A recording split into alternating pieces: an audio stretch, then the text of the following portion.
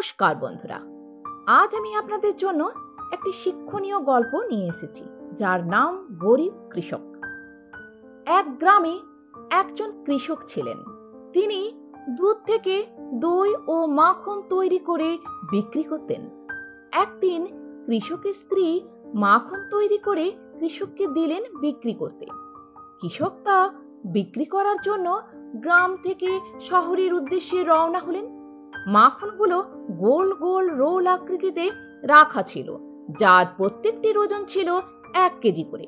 শহরে পৌঁছে কৃষক প্রতিবারের ন্যায় পূর্ব নির্ধারিত দোকানে মাখনগুলো দিয়ে পরিবর্তে চা, চিনি, তেল ও তার সংসারের প্রয়োজনীয় দ্রব্যাদি নিয়ে আসতেন। আজ কৃষক চলে যাওয়ার পরে দোকানদার মাখনের রোলগুলো একটা একটা করে ফ্রিজে রাখার সময় ভাবলেন, মাখনের ওজন সঠিক আছে কিনা আজ একবার পরীক্ষা করে দেখা যাক। মাখনের রোলগুলো ওজন করতে উনি দেখলেন মাখনের ওজন আসলে 1 কেজি নয়, তা প্রতিটা আছে 900 গ্রাম করে। পরের সপ্তাহে আবার কৃষক উক্ত দোকানে মাখন বিক্রি করতে গেলেন। দোকানের সামনে পৌঁছানোর সঙ্গে সঙ্গে দোকানদার কৃষকের উদ্দেশ্যে চিৎকার করে বলতে লাগলেন, বেরিয়ে যাও আমার দোকান থেকে। এবার থেকে কোনো বেমান চিটিংবাজির সাথে ব্যবসা করো, আমার দোকানে আর কোনোদিন পা রাখবে না। 900 গ্রাম মাখন 1 কেজি বলে বিক্রি করা লোকটার মুখ আমি দেখতে চাই না। কৃষক বিনম্রভাবে কম্পিত স্বরে দোকানদারকে বললেন, দাদা, দয়া করে রাগ করবেন না, আসলে আমি খুবই গরিব মানুষ।